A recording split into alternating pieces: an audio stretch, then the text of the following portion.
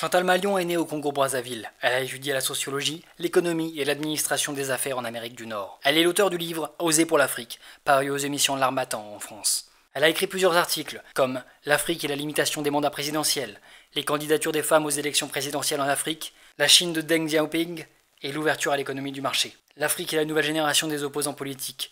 L'Afrique est le point d'achèvement des initiales PPTE, pays pauvres très endettés.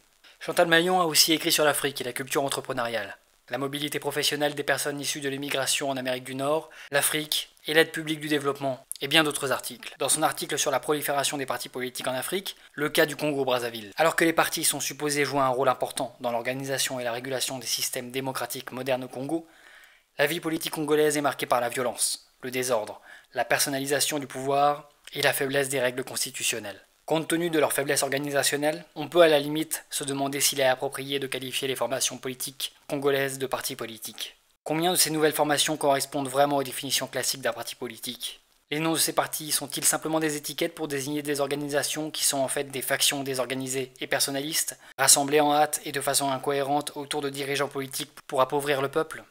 Pour Chantal Malion, la démocratie à laquelle nous aspirons doit être porteuse de bien-être, le développement de la justice et la vérité. Il est temps de promouvoir les vraies valeurs de la République, qui sont l'unité, le travail, le progrès, la justice, la dignité, la liberté, la paix, la prospérité et l'amour de la patrie. Et de mettre fin au totalitarisme, la confusion des pouvoirs, le népotisme, l'ethnocentrisme, le régionalisme, les inégalités sociales et les violations des libertés fondamentales. Les biens publics sont sacrés et inviolables. Tous les citoyens ont le devoir d'en assurer l'entretien et la préservation. La loi réprime tout acte de sabotage, de corruption, de concussion, de détournement, de dilapidation et de dissipation. Article 62 de la Constitution du 15 mars 1992. Chantal Malion vous invite à rejoindre les équipes de Congo Émergence. La contribution de tous est salutaire. www.congoemergence.org